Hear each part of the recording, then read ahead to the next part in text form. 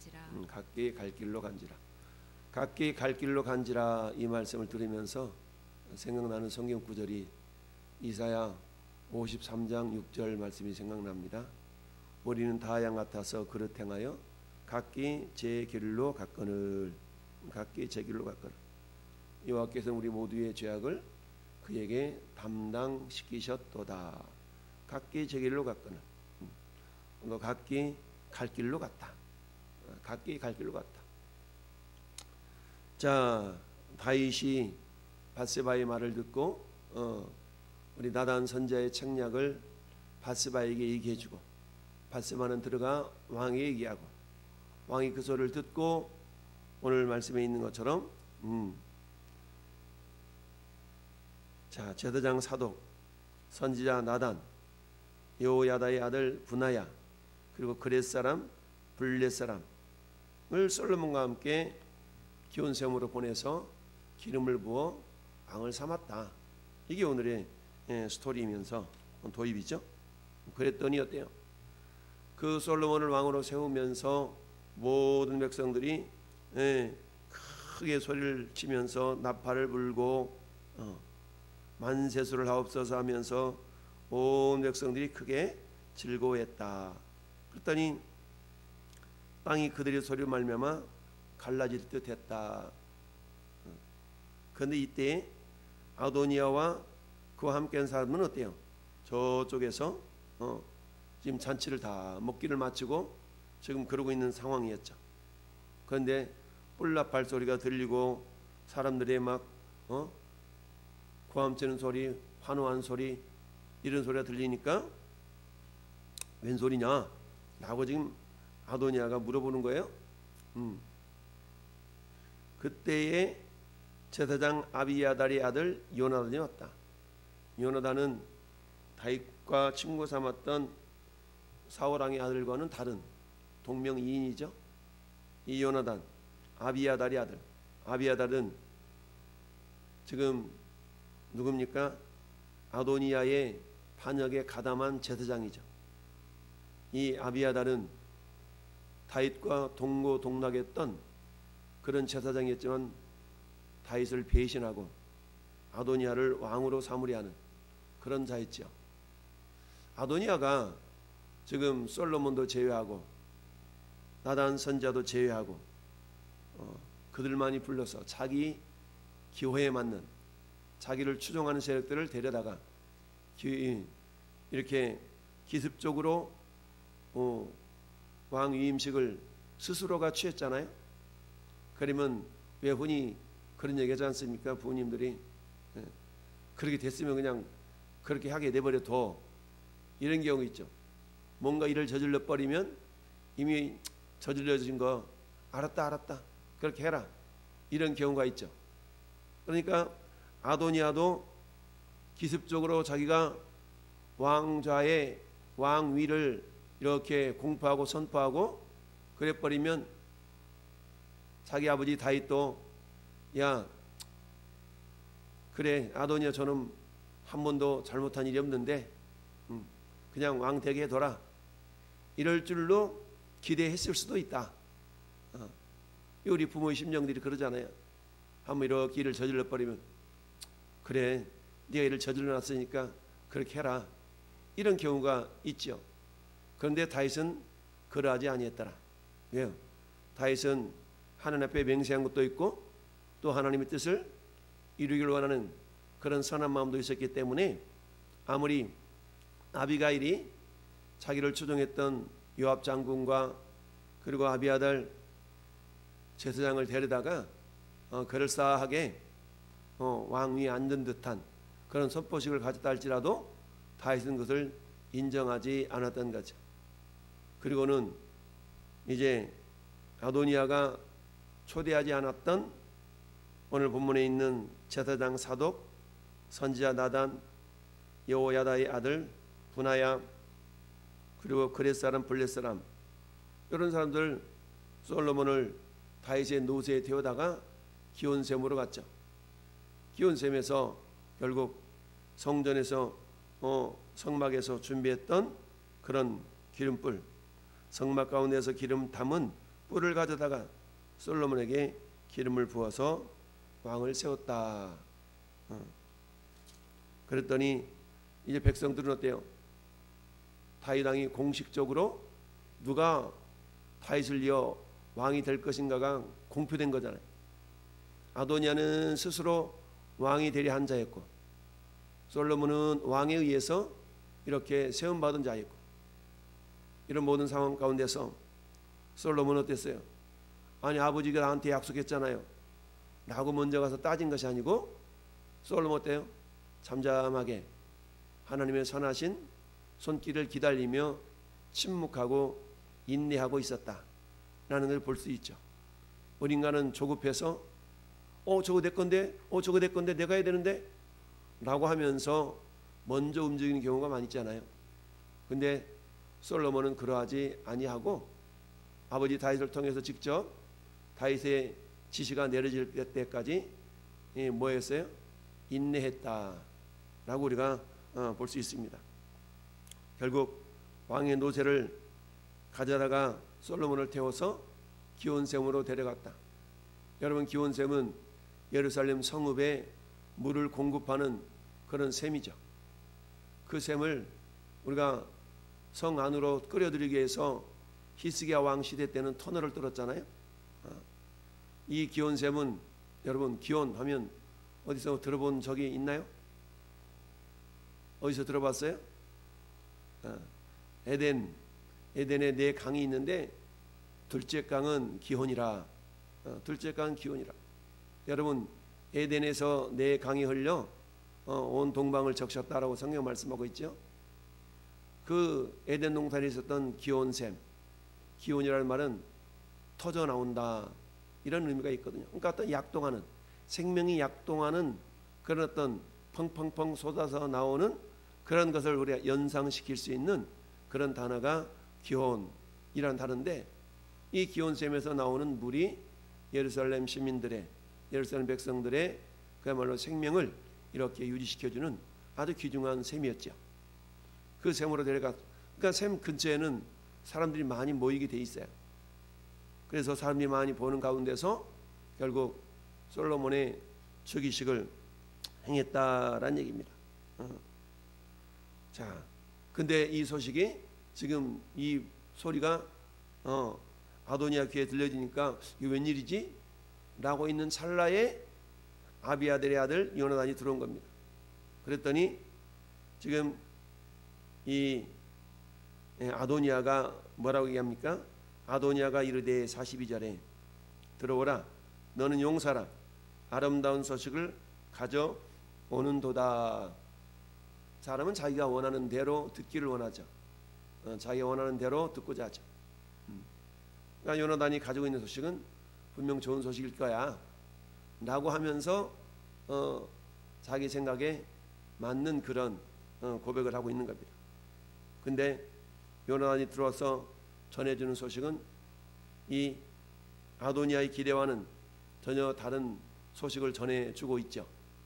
그것은 다윗을 통해서 지금 솔로몬이 왕 위에 앉게 되는, 기름을 부어서 왕을 삼는 그런 의식을 행한 그런 내용을 전해주고 있는 겁니다. 그뿐만 아니라 그 일로 사람들이 어때요? 48절에 또한 이르시기를 이스라엘 하나님 여호와를 찬송하리로다. 여호와께서 오늘 내 왕이 앉을 자를 주사 내 눈으로 보게 하셨도다 하셨나이다. 다윗 왕이 이런 말까지 했어요. 이렇게 지금 아도니아에게 보고를 하는 거죠. 그랬더니 이 소식을 들은 아도니아와 그와 함께한 손님들이 어때요? 다 깜짝 놀랐어요. 우리가 이렇게 선수 쳐서 아도니아를 왕으로 옹립하면 다윗 왕도 어쩔 수 없이 그냥 인정할 거야, 이렇게 다들 생각했을 수도 있거든요. 그런데 다윗은 철저하게 신본주의적인 그런 마음가짐을 가졌기 때문에 아무리 인간이 자기 뜻대로 행한다 할지라도 그게 하나님 뜻이 아니면 인정할 수가 없었던 것이죠. 그래서 어때요? 다 놀라 일어나 각기 갈 길로 갔더라. 아도니아가 왕이 되면 다들 한 자리 해먹을 거라 라고 생각했던 많은 기회주의적인 사람들, 그런데 막상 상황이 아도니아에게 옳게 돌아가지 않으니까 이제는 어때요? 다 흩어져 버린 겁니다. 이게 인간의 모습이죠. 우리는 다 양 같아서 그릇 행하여 각기 제 길로 갔거늘 여호와께서는 우리 모두의 죄악을 그에게 담당시키셨도다. 우리 인간의 모습이 그렇다는 얘기입니다. 우리는 다 양 같아서, 양이라는 짐승이 생리적으로 생태적으로 눈이 어두운 짐승이라고 그랬죠. 그러니까 양은 목자의 음성만을 듣고 쫓아가는 겁니다. 눈이 어두니까 양들은 앞서가는 양의 뒷공무니만 쫄랑쫄랑 보고 따라가는 겁니다. 앞에 가는 양이 저 이상한 데로 가면 뒤따라가는 양도 이상한 데로 가는 거예요.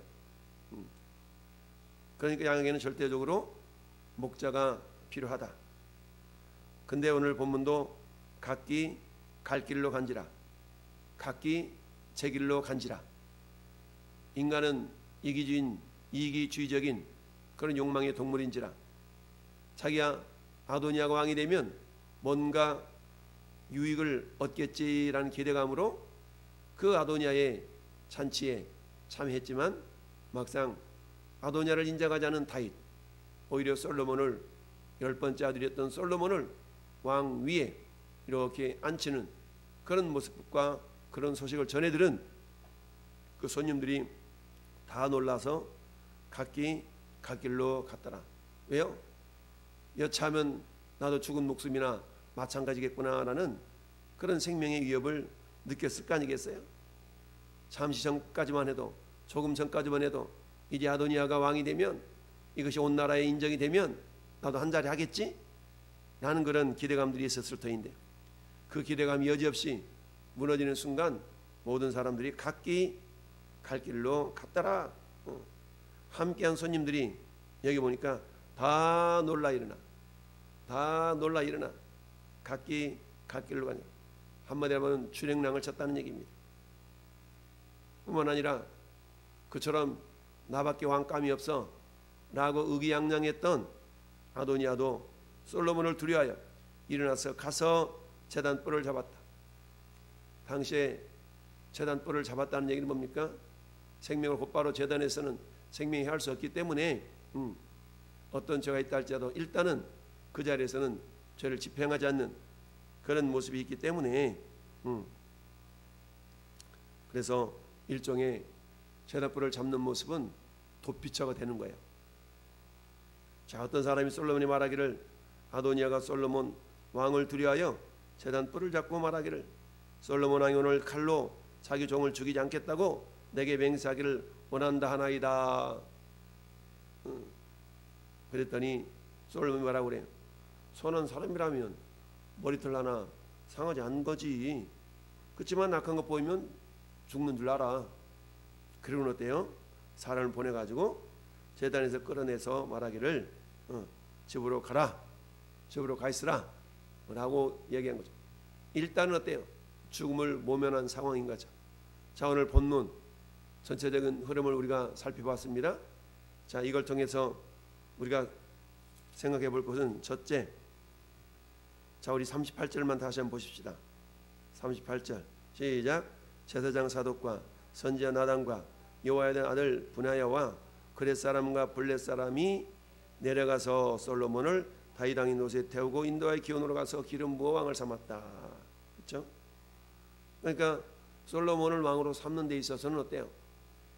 아도니아가 초대하지 않았던 나머지 사람들을 중심으로 그 일을 행했죠. 그런데 그 일을 행함에 있어서 한두 사람이 아니라 수많은 사람들이 일사불란하게 자기 역할을 감당해냈기 때문에 왕, 즉 솔로몬이 왕으로 기름 부음을 받는 데 있어서 한치의 착오도 없이 진행이 되었던 걸 봅니다. 여러분, 이 모습을 통해 우리가 알 수 있는 것은 뭡니까? 선한 역사는 동역을 통해 더욱 아름답고 온전하게 되더라. 동역자들이 있다는 얘기입니다. 동력. 자주 말씀드리지만 이것은 교회 공동체가 이루어 가야 될 하나의 선한 모습이다라는 얘기입니다. 여러분, 교회는 한두 사람이 잘난 사람이 북치고 장구치는 그런 공동체가 되어서는 절대로 안 된다. 모든 사람들이, 여러분 우리 몸을 보세요. 우리 몸은 모두가 다 소중하지 않는 기관이 없어요. 야, 너는 쓸모없다, 너는 저리 가라, 이렇게 내방쳐 놓을 지체도 없죠. 여러분들이 보이지 않는 간, 위, 폐, 공팥 이런 것들 하나까지도 어때요? 서로 유기적으로 자기의 역할을, 자기의 기능을 제대로 감당해야만이 몸이 건강해지는 것처럼 성경은 우리 교회 공동체를 건물로 비유하는 경우가 많죠. 너희는 너희가 하나님의 성전인 것과 하나님의 성령이 너희 안에 거하시는 것을 알지 못하느냐.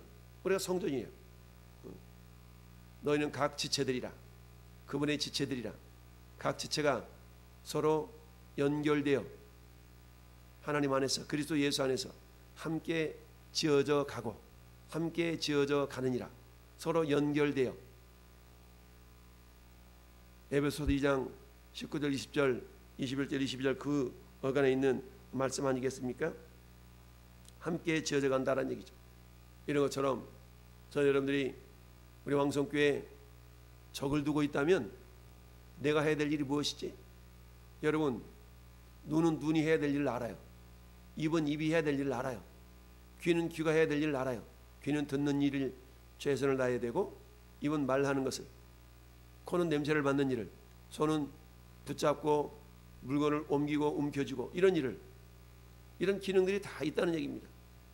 그 역할들을 온 몸이 각 기능마다 그 역할을 제대로 감당해야만이 온 몸이 건강해지듯이 왕성교회를 이루고 있는 성도 여러분이요, 여러분 한 사람 한 사람은 여러분의 역할이 무엇인지를, 내 역할이 뭐지? 내가 뭘 해야 되지?